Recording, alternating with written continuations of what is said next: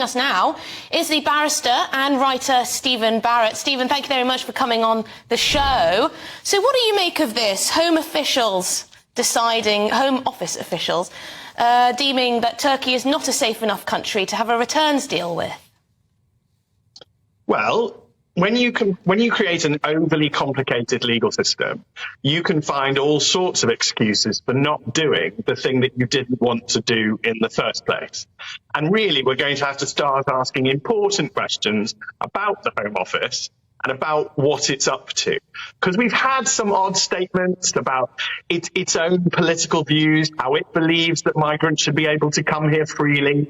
And it's almost adopting a policy position oppositional to the government and then finding an excuse. Because obviously, large numbers of us go on holiday to Turkey. If you want to say that a country is not safe because something bad happens there, then you have to say that the United Kingdom is not safe. So there's been a rise in homophobic attacks in London. So I'm bisexual, let's say that the UK is not safe for me. It does seem to me that what we're doing is really abusing the legal system, abusing its technicality in order to get the policy outcome that civil servants want.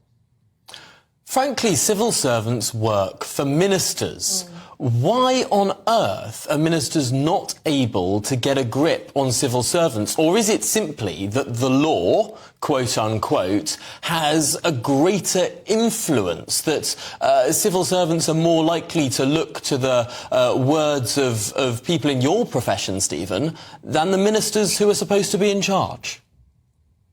Well, they shouldn't. And the rule of law is not the rule of lawyers. Okay, we have democracy in this country. And you say, why is it ministers cannot get a grip? Well, I can answer that in two parts. Firstly, constitutionally, they can. But the second part is if they want to. And there is a definite lack of political will to actually take control. And if they are being defied by civil servants, they have to say, they have to tell the rest of us, we're all involved in this democracy. If something is going on at the heart of our government to clog up processes and policies that the people want, then everybody needs to be told. And it doesn't help. At the moment, the ministers... Sorry. And it doesn't help, of course, that we have such a high turnover of Home Office ministers, does it? I mean, I'm sure it doesn't, but again, that is the government's choice. It's the Prime Minister's choice, any Prime Minister's choice, whether they turn over ministers or don't turn over ministers. And perhaps those choices are not helping. But we do have to admit, or start facing up to the fact that we have real power in this country. Because what's happening at the top, and we saw this with the Metropolitan Police, is that people at the very top are being performatively powerless. And it's just not constitutionally accurate. They have masses of power if they want to. If they want to do it, ministers, the Home Secretary could sack the entire department, or thousands of them today, and immediately recruit. We have masses of power that they could do. They could pass acts tomorrow to deal with this. You know, we saw with coronavirus that with that, they admitted they had power.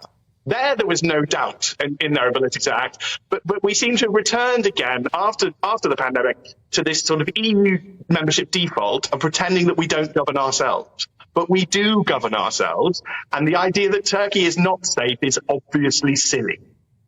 Well, Stephen Barrett, never one to mince your words. Thank you so much for your perspective this afternoon on Good Afternoon Britain. Really appreciate it.